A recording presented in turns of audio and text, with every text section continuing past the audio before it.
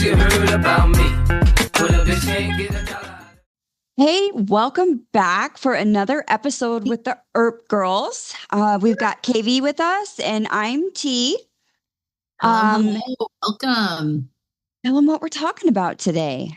Yeah, we're tackling a little different side of the holidays today, talking about grief through the holidays and processing a couple different angles, right? You're the person who has lost someone, had to say goodbye to someone.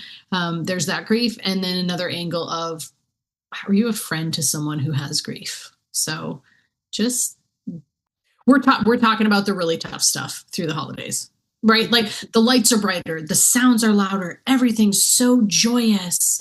And yet, if you've lost someone, if you have had a death, anytime, not just in the holidays, right? But you no longer have someone with you that you want to celebrate, your heart is probably a little bit heavier, whether that's a parent or a friend or a spouse, a partner, a close friend, right? Whoever that is to you, man, that grief can make the holidays complicated. Yeah, the highs are higher, the joys are more joyous, but then you have it on the opposite side as well. So that's tough to navigate. And we were talking in preparation for this, even about like anticipatory grief. So sometimes we know that the holidays are going to be hard, and we just kind of start dreading that, before they even hit. This is going to be awful. I hate the holidays. So it seems like everything's just amplified. Yeah, for sure. It is. And it's finding, well, I'm supposed to be happy, but I feel sad. And to have that balance and to be able to hold space for both, because the reality is both are normal. Yeah. Of course I'm going to be sad if I've, no longer get to celebrate with someone, but there's also going to be things that I can find joy in, and I can, this is a great memory. But it's being able to hold space for both.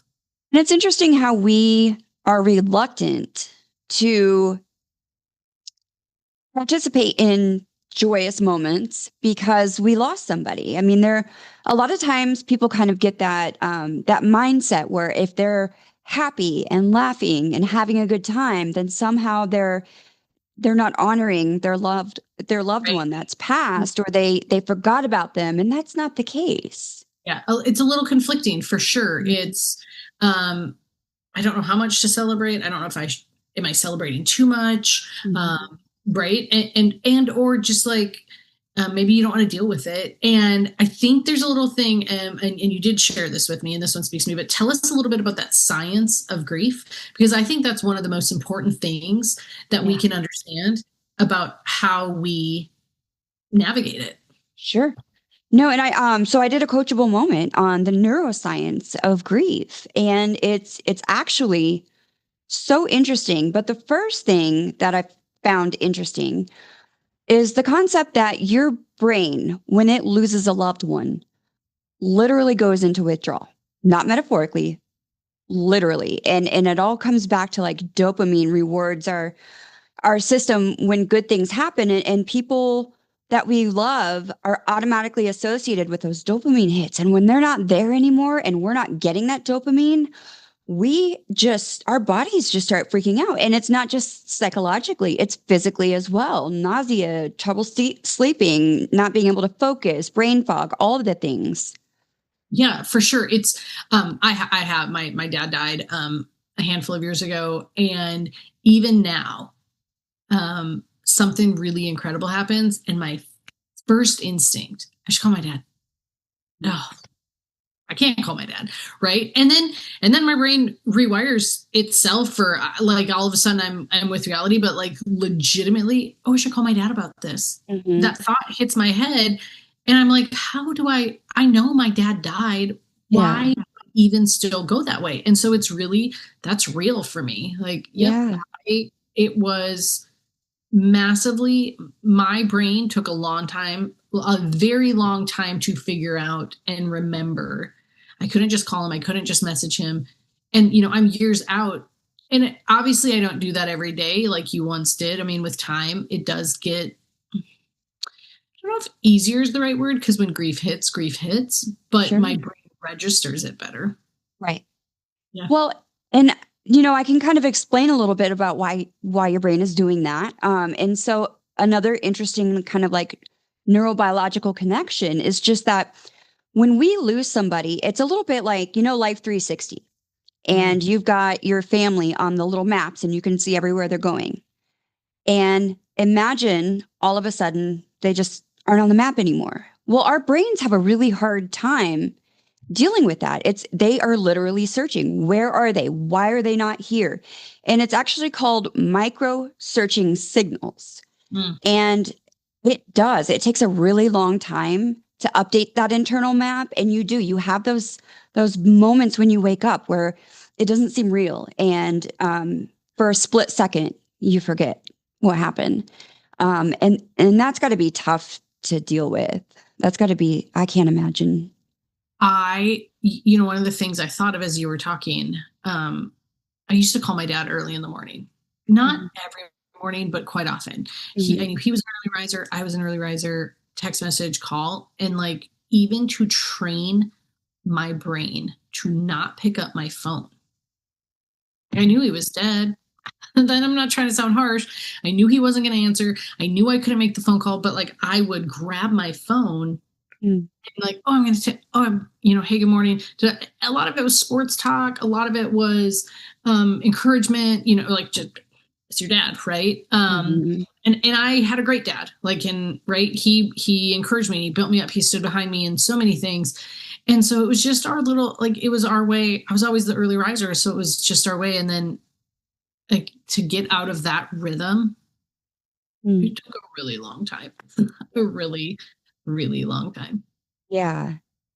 And I think we've talked before where, we've had that discussion about physical pain channels.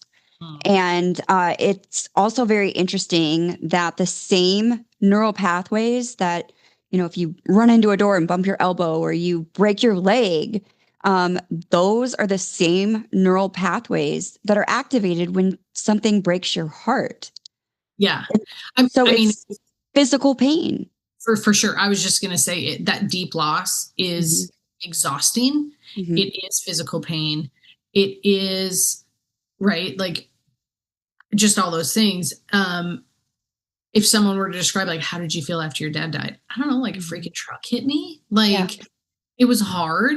And yet at the same time, there was no bumps. There was no bruises. There was no, but the heaviness of that loss, I really had to figure out how to carry it successfully. And because grief is cray cray. Grief, I think there's a thing. I don't know if it's a professional word, but grief spikes. There's certain moments, right? Of course, holidays and birthdays and the big, anniversaries, those are grief spikes. But then it's the grief spike of again, what I was said before, something really joyous happens and I'm going to call, grief spike, right? And then you level back out. But your grief never goes away. Oh. It literally just changes. Yeah. And a lot of people feel like they have to solve that. Yeah. Stuff it down. And resolve it. But that's not the case. We have, and I say this in a different coachable moment, but we have to learn how to carry that love because it's still love, but it's love in absence, not presence. And we have to learn how to carry that. 100%. I agree. And right. I think another angle to look at and be aware of is you still have grief, even if you didn't have love. Sometimes it's I wish I would have had more. So just, grief doesn't look the same for everyone. If I would have said, well, my dad died, but I wasn't really close to him, I wish I would have done, that's still grief. Right? Or I wish I would have been. So there's so many different layers of grief, and maybe layers isn't the right. There's paths. There's so many different paths of grief. And to be aware that you cannot compare grief. You cannot compare my grief to your grief. We could literally have had the same parents, or let's go. We could have had the same dog. And if it dies, one person's going to handle it differently than the other, but we can't say your grief is more than my grief or my grief is more than your grief. Sure. Right. And so like that to me was probably the most eye-opening moment with, I can't compare what my mom's feeling. I can't compare, right? Like my grief is my grief. I became aware of how heavy it was and how that physical pain shows up. I'd never experienced that before. Yes, I've had grandparents who have, died and gone on. There's that part of like natural life processes. Sure. Right? And so, of course, I was sad. Yes, when my grandma died, it made me sad. And she was wonderful. And we had a lot of years with her, but it still made me sad. But it didn't impact me the same way as the death of my dad did. Yeah. So I love what you said about not cross comparing. And, I've worked with kids and people with mental illness for a very long time. And grief and loss is even more difficult to deal with in those situations. But I would have, kids who, if their dog died or their cat died, you would have thought, you know what I mean? But to them, yeah, but that's just it. It's the worst thing that's happened to them so far. So you can't cross compare at all. Well, and right, I'm gonna push back on you for a second and be like, don't actually leave it at kids, because it can also be adults with you've had this animal for so many years. Sure. It is a best friend. Yeah. Best friends don't have to be human form. Right. And so, but yeah, I mean, for sure, kids, when that is their first loss, it's oftentimes an animal. But then as we are adults, it still could be an animal, right? And that could be harder than a death of a human. I mean, because of how we connect to things. Sure. It's a connection piece. So yeah. Yep. You had a really cool dad. I did. Thanks. I did. He was great. And I wondered if you would, I'm kind of springing this on you, just share a little bit about him. You would do this to me. I can't. No, it's good. I think he deserves, we need to honor him. He's such a cool person, and I never got to meet him. He is super cool. And I love this. This is like, I still have not figured out how to talk about my dad without crying about him. And I don't, it's not embarrassing. And thank you for honoring him. For me, he was simply somebody who believed in me and stood by my side. I mean, we had fights, right? Like teenage years. I mean, I disappointed him. I absolutely let him down. There was moments when I was great, right? Like really average, normal growing up. It wasn't like he was the most perfect dad out there. He didn't always respond the right way, but he did always make sure that I knew I was loved no matter what I did. And I think for me, that's probably one of the most impactful things was knowing that mistakes were okay. You can't always fix them, but you can do your very best to get over them, jump that hurdle, figure out how to correct the wrong if you did it. But regardless of that, I remember him saying to me, there's never going to be anything you do that will make me love you less, or, will make me never love you. I might get mad. I might get frustrated. I might even get disappointed, right? Well, I don't want to disappoint you. But the one thing was just, there wasn't anything I was ever going to do that would stop him from loving me. Yeah. And that to me is definitely a thing I want to be able to carry on to my own kids. One thing I've loved about your dad, and it's so weird. I talk like I knew him, but I kind of feel like I do because of how you speak about him. Thanks. And the way that I can just tell you look up to him so much. And, one of the stories we talked at residency about this, and he's kind of been a character that's come back into play, but your dad had that friend with the White Sox. Mm-hmm. And, that's a great story that honors your dad. Can you? Yeah. My dad my dad's a baseball fan first and foremost. So grew up loving baseball. Right. And when your dad loves baseball, you learn to love baseball. I think I was 6 years old when he first taught me how to score. In a book, I'd be sitting in the Yeah. dugout, in softball or baseball. Right. But because when you get older, you don't play baseball, you play softball. Right. But learning that and learning the rules and understanding the game. And throughout, different people in life, I had a really good friend through high school. She was a couple years younger than me, but we've stayed connected. I was in her wedding. My dad's a pastor. My dad married her and her husband. And through that connection, my dad met Cash from the White Sox. And it just, like, my dad was excited to have someone in baseball that loved Jesus and, aligned with what my dad was like, that's a good coach, right? Or this person gets it. My dad started making baseball crosses and they kind of connected through these crosses. And then, I never, I don't know if my dad, I don't know if he would say my dad was a mentor to him. My dad would probably say Cash was a mentor to my dad. And Cash is, I'm going to go with probably was 30 years younger than my dad. So we're not talking like same age, right? But connect over something that you love. And so this little friendship. And then, obviously White Sox travel. And so my dad would go to a couple games and I mean, my dad, the avid baseball fan for the Minnesota Twins, showed up to a Twins game wearing a black polo shirt. Which the Twins are not, right? But no, they're not. The White Sox, and so it was like he would show up with his Twins, but like that was a way that my dad felt like he would honor and respect Cash. And I don't even know if Cash even understands that or knows that. But my dad was like, I wore black and white, but it didn't say, it didn't say. It's like, oh, what, Dad, right?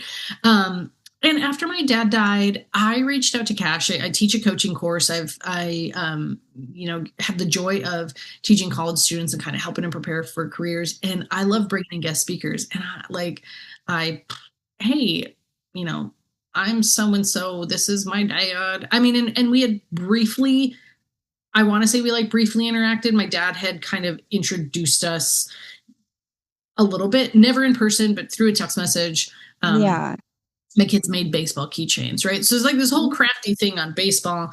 And then Cash came into play and I asked Cash to be a guest speaker and he did. And he's been rock solid. He has come in every year. And then like a weird little gift that, Cash gave me without even understanding it was a gift. But one of the things we did at my dad's funeral was, and I'm going to tear up about this, was make little baseball cards. Like a trading card, so to speak, highlighting my dad's life in a fun way that, was connected back to something that my dad loved, but also gave people, something tangible that they could walk out of the funeral with. And my sister sent my dad's baseball cards to Cash, and Cash sent me a picture in his office, in his baseball room, and my dad's, little trading card was up on his wall. And that was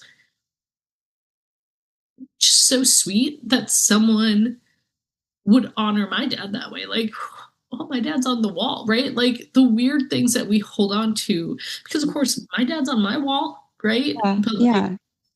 So Cash, kudos to you. Thanks for valuing my dad. I have no idea if you'll ever hear this, but right. Those kind of things, you don't know the impact that people have during life always, which I always think we need to reverse that. Like we got to start telling people they're really cool when they're alive, it just was, it was a special little friendship that blossomed out of other friendships, and connections and just a really cool way to see my dad's legacy. Sure. Keep going. Yeah. I mean, I've had loss and, a very close loss in the last year, but it's not the same. And I know we don't cross compare loss and grief, but it doesn't hit me because I wasn't, with Becca on the holidays where it would remind me of her to celebrate the holidays. And sure, I miss her, but it just doesn't hit the same as the situation that you have. And so when you have people like me who, in theory, I understand, I can connect with that piece inside of me that hurts, and I can connect with that with you, but I don't know. How can I support you? Yeah, no, I mean, well, number one, you already did. You asked about my dad, and you asked me to share a thing about my dad, which, like, that is probably one of the things. Like, I have all these memories up here, being able to share and reliving and remembering. It isn't just for family, right? Like, the best way that friends have supported is even like, oh, this made me think of your dad, and then sending me that picture or that thing. Sometimes I just get a message of like, hey, your dad was really on my mind today, and I just, how are you doing? Like, and those moments are when you realize there's really good human beings in the world because they're remembering my dad. They don't have to remember my dad. He was my dad, right? And just checking in on the person years down. I mean, it's been more than a year. My dad didn't die recently. Right. It's been a handful of years, and, I still cry. I still have, holidays are hard for sure. Right. Some holidays are harder than others, right? Like I can get through certain holidays and it's no big deal. In other holidays, it's just like, all right, I gotta put a smile on my face because I want my kids to remember joy, but this is really hard to navigate through.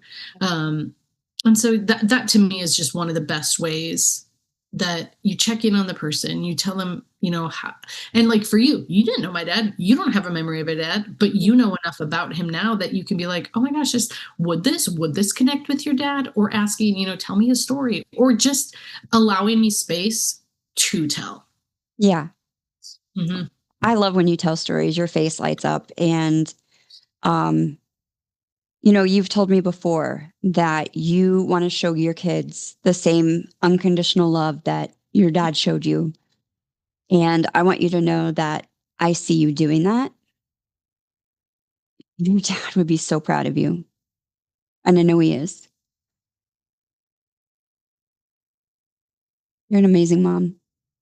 Thanks. You're welcome.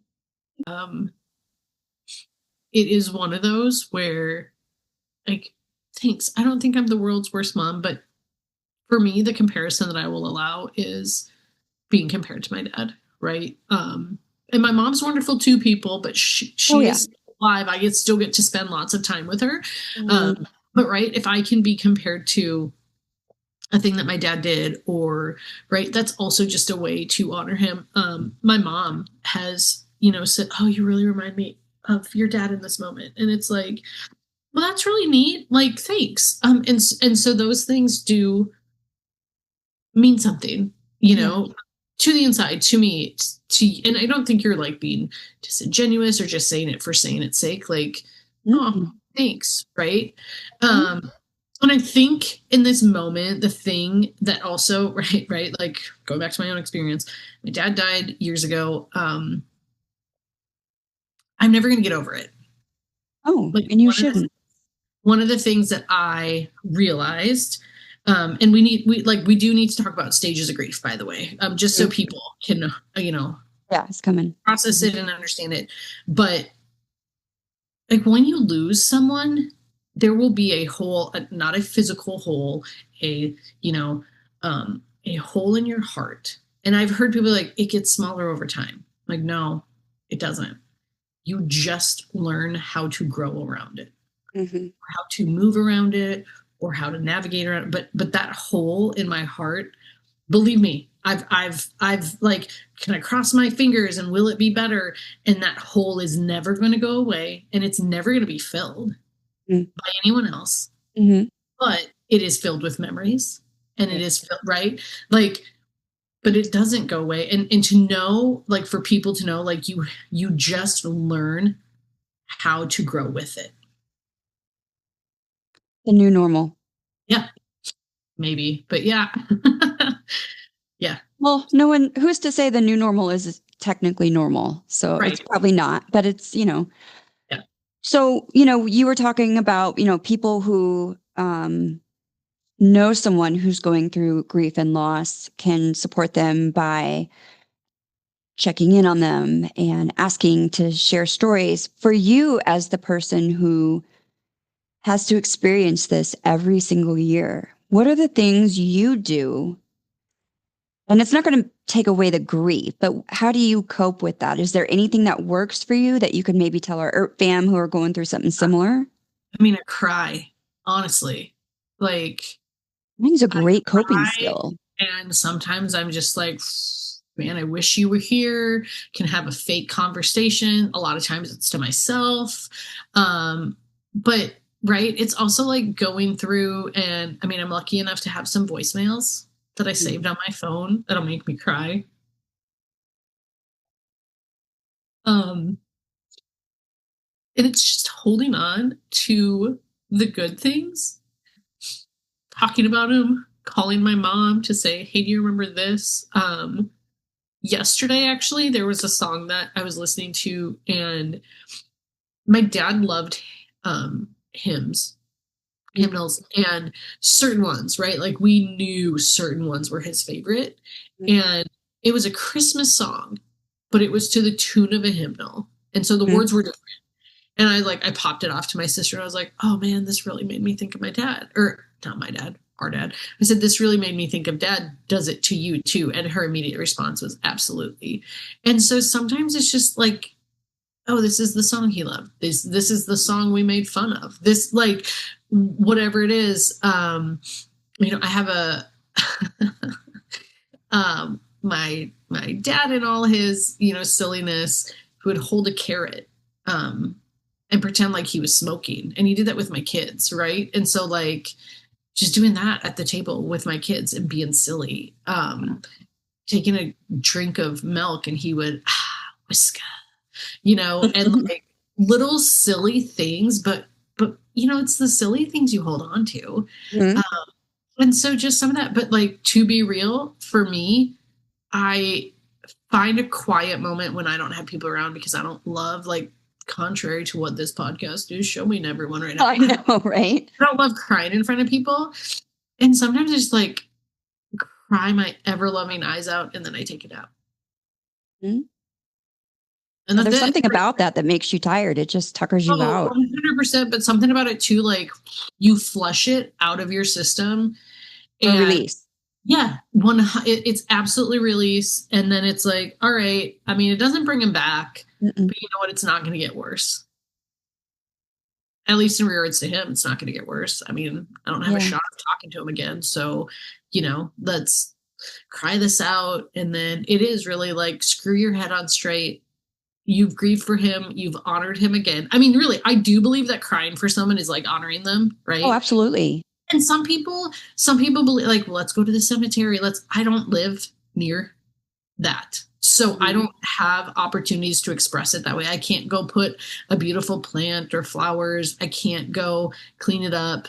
My stuff's from afar. And so, yeah, I mean, literally, what do? I cry and then I move on, and not move on like I forget him, but like, all right, here we go. What can I do to honor him? How can I be an example like he was? How can I show my kids something about him, right? They don't have their grandpa anymore. They have their other grandpa, which is wonderful, but like, how can I show them things that he would have thought was cool or that he would have done?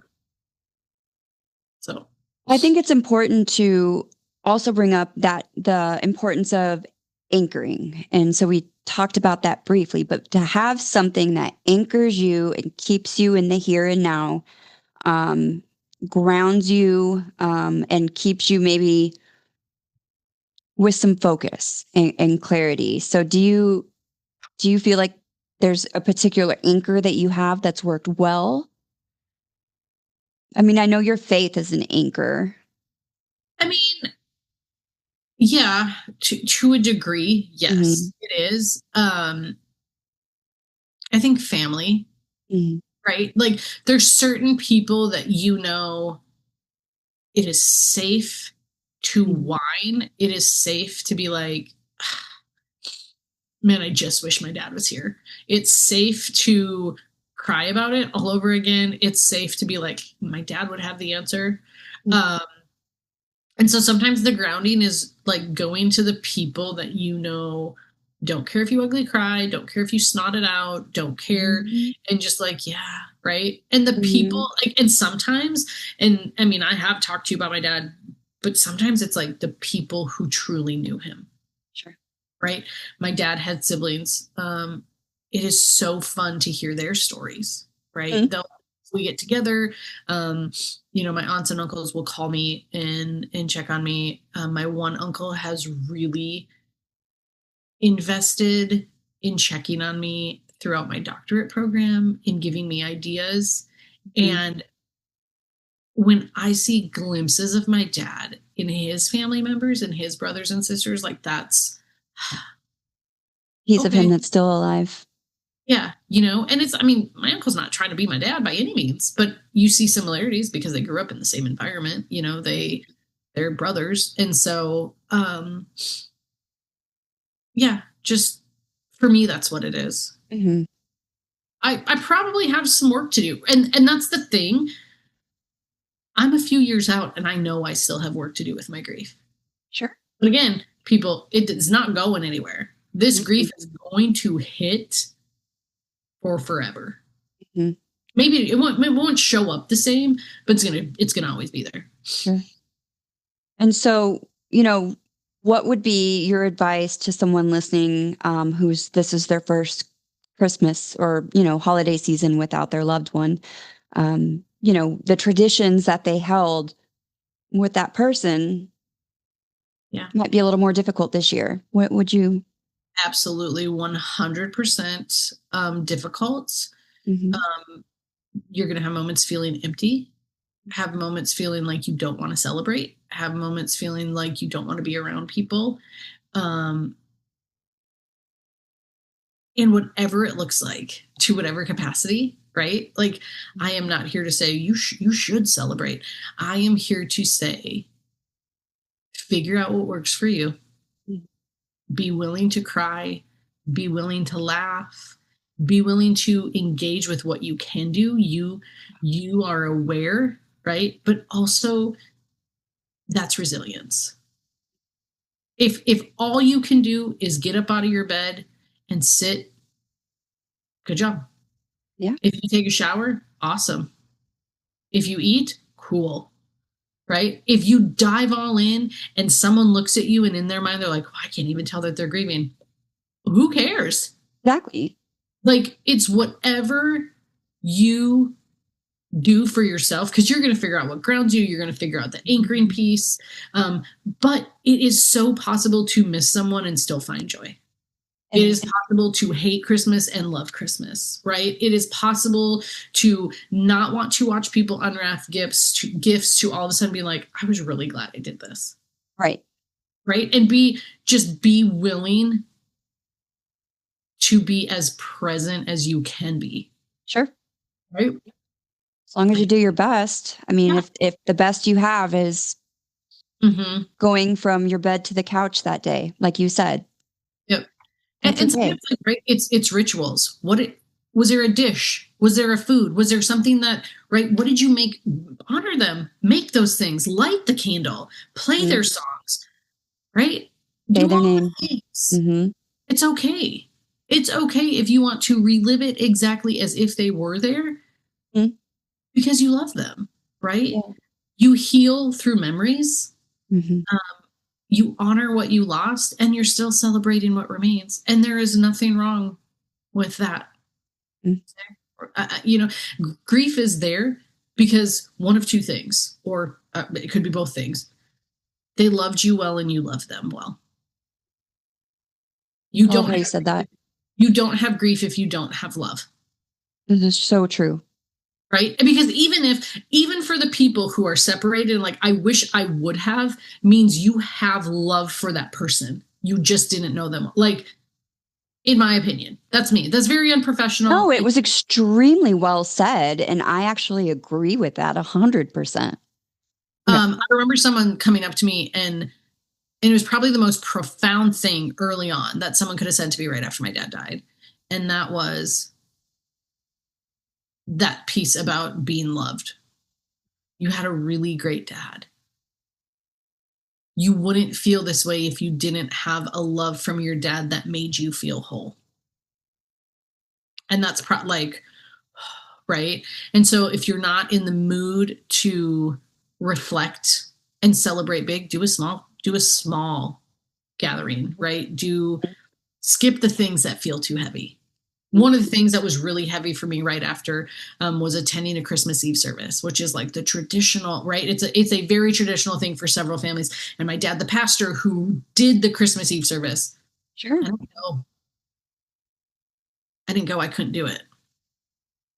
I didn't want to sit in a crowd full of people bawling like a baby when everyone's celebrating and there's me. And so I chose to skip Christmas Eve. And you know what? That's okay. Because we need to be giving ourselves grace in those moments. Yeah. And then I found a different time to go, less people, or eventually I got myself back there, but people, this is emotional intelligence. And I'm not saying I'm the smartest person, but I knew I could only pick up certain things. That's really good advice. Do what you can. And it doesn't have to be, all the decorations don't have to be out this year. Yeah. You can do less and it's okay. Yeah. And to know, you can rest and heal. You can put things I'm not going to pick that up and heal. But if you avoid it, you're just hiding and you're not healing.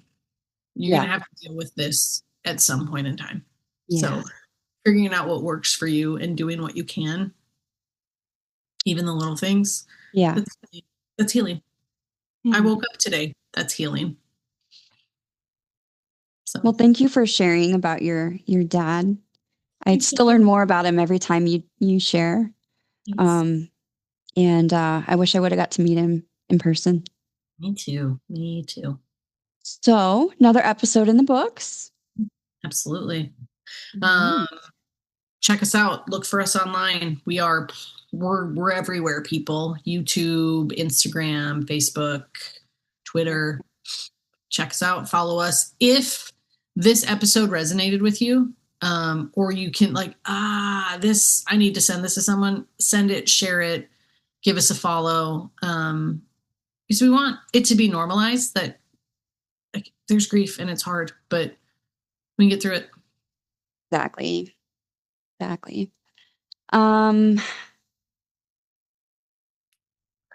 Are you ready for this? We're going to close with this. We're going to do this. Okay. So URRP Fam, prepare to be amazed. I know. Fun things. Here we go. Love you, fam. Love you. Wait, whoa. Oh, okay.